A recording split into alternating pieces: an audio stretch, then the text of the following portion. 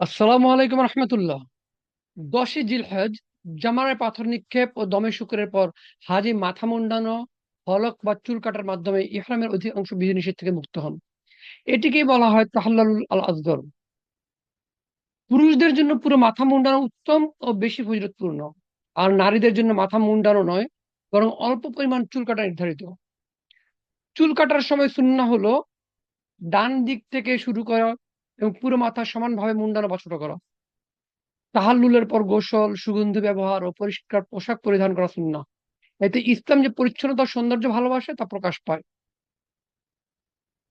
মাথা মুন্ডানোর শিক্ষা হচ্ছে অহংকার ত্যাগ করা, আল্লাহর সামনে বিনয়ী হওয়া, সুন্নাহর অনুসরণ করা এবং নতুন জীবন শুরু করার নিয়ত করা। শুধু বাহ্যিক চুল কাটা নয়, বরং অন্তরের গুনাহ, হিংসা ও অহংকার থেকেও মুক্ত হওয়ার চেষ্টা করে একজন মুমিনের প্রকৃত সফলতা।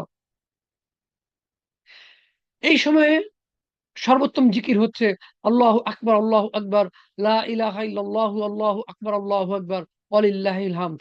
অর্থাৎ তাকবীরে তাশরিক চলতেই থাকবে।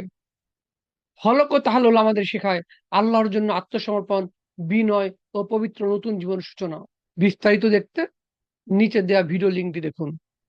আল্লাহ সুবহানাহু ওয়া তাআলা আমাদের হজকে মাবরুর করুন, গুনাহসমূহকে ক্ষমা করুন, প্রচেষ্টাকে প্রশংসনীয় করুন। আল্লাহুম্মা হাজ্জাম মাবরুরা ওয়া জাম্মাম মাগফুরা ওয়া শাইয়্যাম মাশকুরা।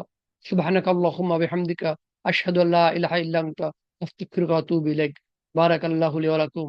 আসসালামু আলাইকুম ওয়া রাহমাতুল্লাহ।